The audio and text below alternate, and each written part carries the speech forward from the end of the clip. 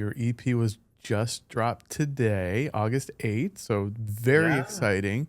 What brings you back to releasing new music now? Boredom, you know. Nothing to do. Um, yeah, I'm just like, I just need something to do, like a hobby, you know. I was very inspired by a couple of things. One I mean, aside from the shit show that is this administration, Mhm. putting that aside for a second, I think the visibility of where we're at with queer people in music, in film, and in television, I didn't have that 20 years ago. And so now I look at these, you know, openly queer artists and their success, right? Troye Sivan and Chappell Roan and Lil Nas X and Sam Smith you know, and even some really successful idols like Adam Lambert and, Todrick Hall, who people forget, Todrick actually was on Idol, and has done massive things since. The door is so much more open now than it was. And it made me think, well, if it's a different climate and if it's a different landscape, what does that mean for me now? And is there room for me too? And Mhm. so I was very curious. And I think when you're an artist or if you are a lover of sport, um, you know, sculpture, the stage, whatever it is, right? We have these loves very early on in our life. And I sort of compare it to like a pilot light, right? It's this constantly burning pilot light inside of you. And you either touch it or you just kind of let it burn. And I think for me, two Mhm. years ago, I just decided to touch it because I think deep down inside, you can't really disconnect from those things. They're always Right. going to be a part of you. But life gets busy, right? We have mortgages or children and marriages and, jobs that are incredibly demanding. But those things when we were younger, whether, it was a sport or the theater, the arts, we gravitated towards those things for a reason. Mhm. And we end up sort of letting those things go as we get older. And I think music for me, my first production was The Music Man when I was just 7, and I loved being on stage, and I think because I was bullied and I was gay bashed for so many years, Mm. the stage was an escape so that I could be anybody else but myself because of what I had to endure, in junior high and high school. So the arts or creativity or sports or athleticism, whatever it is, it's important that we have those joys, especially now. My God, especially now. Mhm. So that was the other part of it, was where do we find the calmness in the storm right now? Because it's so easy to go down that rabbit hole on our phones and social media and Mhm. it's like a bomb is dropping every 5 seconds and you don't know what to care about or where to look because that is their strategy, Right. right? And so it's really important for all of us together to define what that joy is and just find it and keep it close. So yeah, those were the couple of, just reasons why I sort of found my way back to creating music. Well, I listened to it today. I absolutely loved it. So if folks have Yay. not listened yet, please, please, please listen. Please. And I was going to ask you a little bit about your creative process. So, do Yeah. you, I mean, all musicians, all songwriters have different processes. What does your process look like? It was different this time around. When I put out Roller Coaster, I probably wrote a good 75% of it. And I think that was probably a part of me wanting to prove something, to be like, I'm not just a singer, like I can write too. And, I wanted to, Right.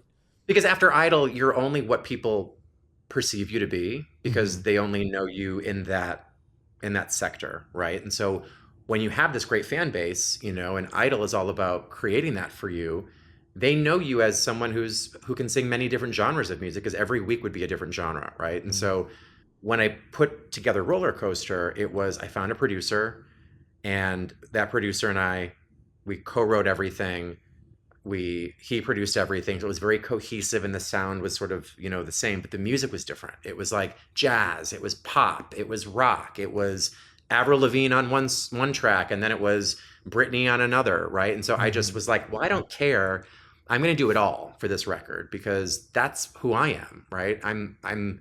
I like different things at different times, right? I mean, I love Mhm. Adele, but can I listen to her all day every day? No, I would kill myself, right? So like I we need different things for different moments, right? Right. So with Explicit, it started as a single, and we started to market it in the UK, and it did very well. It hit top 5 on their pop commercial chart, and I remember achieving that and seeing like Kylie Minogue and Calvin Harris and like Crystal Waters, and then there was me at 5, and that really was the catalyst to kind of see where this goes.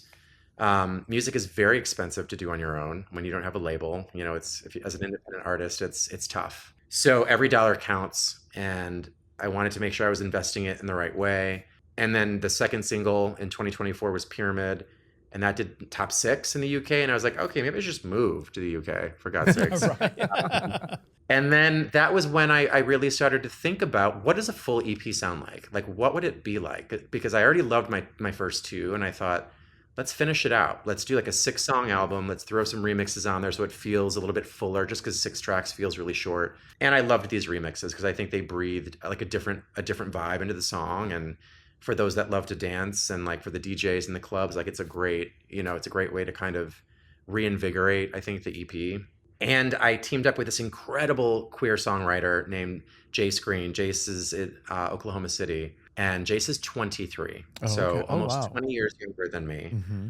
And so I thought it was really important to get perspective, because Jace was so young, but yet so intelligent about music, and almost thought about music in a mathematics way, because everything, like, the syncopation and the harmonies and the rhythms and the hooks that you have to have, and that's how they thought of constructing each song. Wise beyond their years, beyond. But Jace always knew what I wanted. Jace knew my vibe, the sound, the direction. If I didn't like something, I would say, this isn't right, and then Jace would nail it the second time. So when you find a team like that who not only believe in you but are willing to do things at an inexpensive, cost, Right. it just started to take shape. And then it may have shifted a little bit, and then it changed again, and then we tried different things, and it just Explicit was born. And Explicit, the name of it, is really more about not so much the content necessarily, but it's just about, I'm 42 years old. I'm been through 2 marriages. I'm not from a Disney Channel. I've got nothing to hide. The jig is up, right? So I'm a grown ass man who's been through some shit, and I think I was just unafraid. I was uninhibited to talk about sex, or to talk about a threesome, Mm-hmm. or it just felt very honest, and authentic, and it's sexy, and it just feels like very me, and it just sort of birthed itself. And I was like, wow, I really like this. Like, it feels very authentic. It feels very genuine. It feels very now. So that's how Explicit kind of came to be. And it's already got some initial buzz Mm-hmm. Yeah. Yeah, it's already. crazy. Yeah. Yeah. Yeah, I could definitely see myself dancing at the club with these songs. They are fun. So we will be Thank telling you. all the Tampa DJs to play them.